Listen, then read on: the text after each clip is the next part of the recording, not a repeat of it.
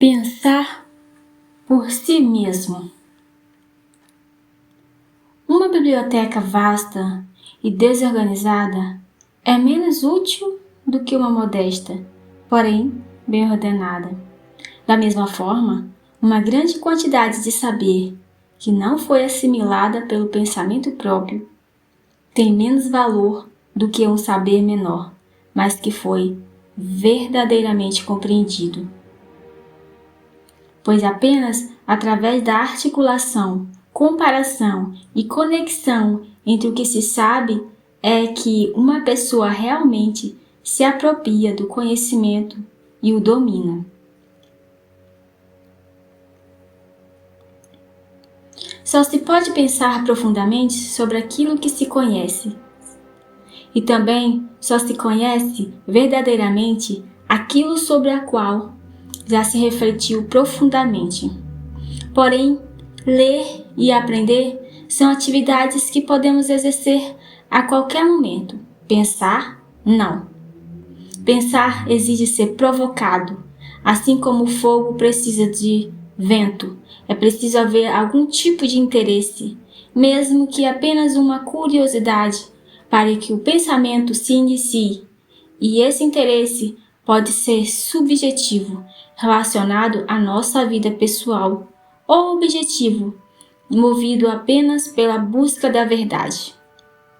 Esse segundo tipo de interesse objetivo é raro, só ocorre em pessoas cujo espírito foi feito para pensar, em quem o pensamento é tão natural quanto a respiração. É justamente por isso, tão poucos dos eruditos são realmente pensadores. Os efeitos do pensamento próprio sobre o espírito é radicalmente diferente do efeito causado pela leitura. E isso acentua ainda mais as diferenças naturais entre os cérebros humanos. A leitura impõe pensamentos à mente, e muitas vezes eles nada têm a ver com sua inclinação ou estado interior. É como um selo que marca um pedaço de cera. Ele imprime algo externo, alheio, que não brota de dentro. Já quando alguém pensa por si mesmo, o que surge vem de dentro do seu próprio impulso, da sua disposição no momento, das circunstâncias que o cercam ou de uma lembrança. Não há imposição, há colaboração entre o mundo e o espírito que escolhe o que vale a pena pensar. Por isso, o pensamento próprio é muito mais autêntico. O excesso de leitura destrói a elasticidade do espírito. Assim como uma mola perde sua força se for pressionada continuamente. A maneira mais segura de não ter um único pensamento original é pegar um livro nas mãos em cada minuto livre. Eis porque a erudição costuma tornar as pessoas ainda mais pobres de espírito e seus escritos irrelevantes.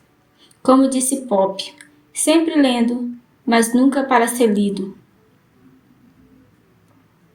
Os eruditos leem livros, os pensadores, os gênios leem o mundo. No fim das contas, só os pensamentos próprios são realmente vivos, só eles são totalmente compreendidos, pois brotam da própria alma. Os pensamentos lidos, herdados dos outros, são como restos de comida, como roupas usadas deixadas por um hóspede. Comparados aos pensamentos originais, esses pensamentos lidos são como fósseis, vestígios inertes de uma vida que já passou. Já os pensamentos próprios são como flores da primavera, frescos, vivos, cheios de movimento. Ler é apenas um substituto para o pensar por conta própria. Quando lemos, deixamos que outra pessoa pense por nós. É como usar andadores em vez de andar com as próprias pernas. Além disso, muitos livros servem apenas para mostrar quantos caminhos errados existem e o quanto é fácil se perder ao segui-los. Mas aquele que é guiado por seu próprio gênio, isto é, que pensa por si mesmo, tem a bússola certa para encontrar o caminho verdadeiro.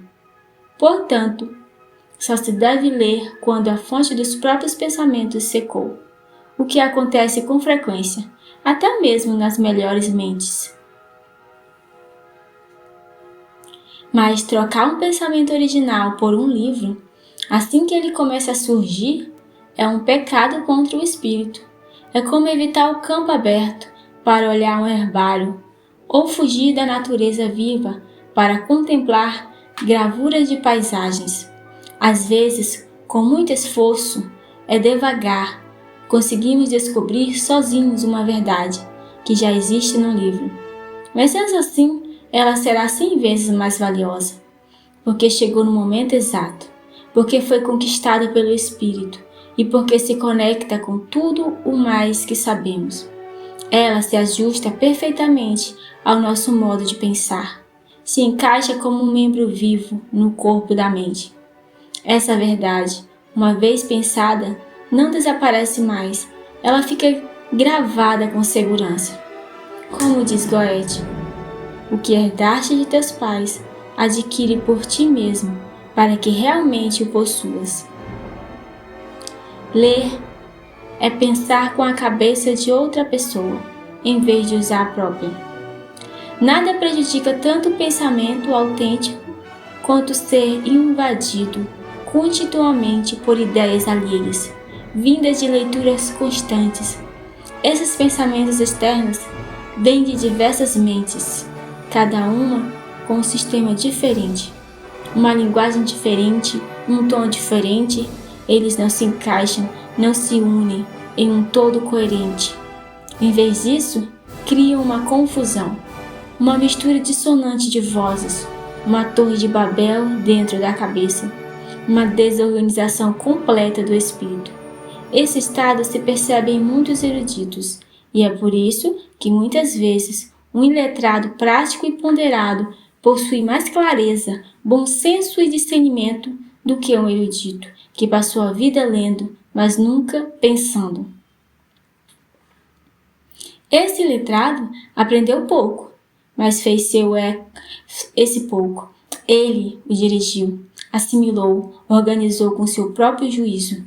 E é exatamente isso que também faz o verdadeiro pensador, só que em maior escala.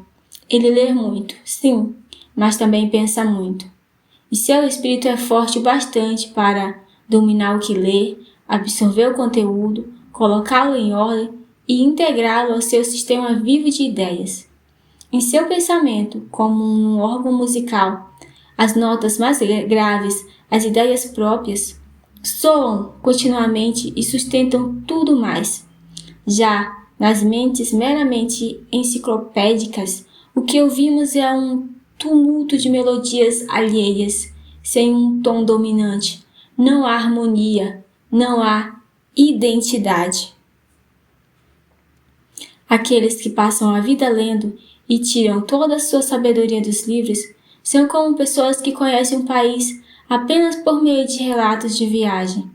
Elas podem repetir muitos detalhes, mas não têm uma imagem clara, coerente ou viva do lugar. Sabem muito sobre ele, mas não de verdade. Já os que pensam por si mesmos são como os que viajaram pessoalmente para esse país. Esses sim, sabem do que falam, compreendem as coisas em seu contexto, estão em casa naquele mundo. A relação entre um verdadeiro pensador e um filósofo de livros é a mesma que existe entre uma testemunha ocular e um historiador. O pensador vê diretamente com os próprios olhos, percebe a verdade de forma imediata, autêntica.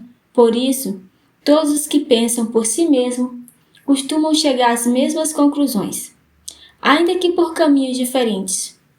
O que muda entre eles é o ponto de vista, o tom, a linguagem, mas quando olham para o mesmo objeto, dizem essencialmente a mesma coisa. Muitas vezes escrevi frases que me pareceram ousadas ou até paradoxais. Depois encontrei as mesmas ideias, quase palavra por palavra, em grandes autores antigos. Isso me trouxe alegria, pois é sinal de que o pensamento verdadeiro é uno e atravessa o tempo.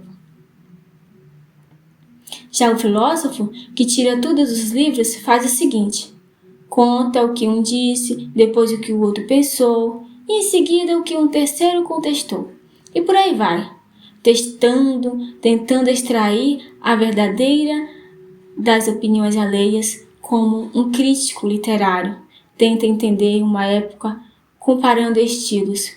Com isso, ele se parece mais com o historiador de ideias do que com o pensador. Investiga, por exemplo, se Leibniz, em certo momento, se aproximou do espinosismo e se entrega à discussão desse tipo. Isso exige muito esforço, mas quase nenhum pensamento original. Seria muito mais rápido e eficaz buscar as ideias por si mesmo. Mas aqui está o obstáculo: pensar. Não é algo que se possa fazer a qualquer hora, por vontade própria. Podemos ler sempre que quisermos, mas não podemos pensar quando bem entendermos. O pensamento verdadeiro é como uma visita, chega quando quer. Pensamentos, até mesmo os que dizem respeito aos nossos interesses pessoais, não vêm sob comando. Quantas vezes queremos refletir sobre uma decisão importante e nossa mente não colabora? Ela foge, se dispersa. Nesses momentos, não adianta forçar, é melhor esperar. O pensamento vem quando a disposição vem, quando a disposição interior e a ocasião externa se encontram. Isso que acontece espontaneamente. Assim também é no campo teórico. Grandes ideias nascem quando chega a hora. Mesmo a mente brilhante precisa esperar pela inspiração certa. Enquanto isso, é até útil ler, com moderação, para alimentar o espírito, mas deve-se tomar cuidado para que esse alimento externo não substitua a capacidade de pensar, pois o pensamento alheio pode sufocar o nosso. E o maior perigo, perder completamente o contato com o mundo real por causa dos livros. Porque é no mundo, nos fatos, nos encontros, nas coisas vivas que o pensamento verdadeiro nasce com mais força, não nos livros.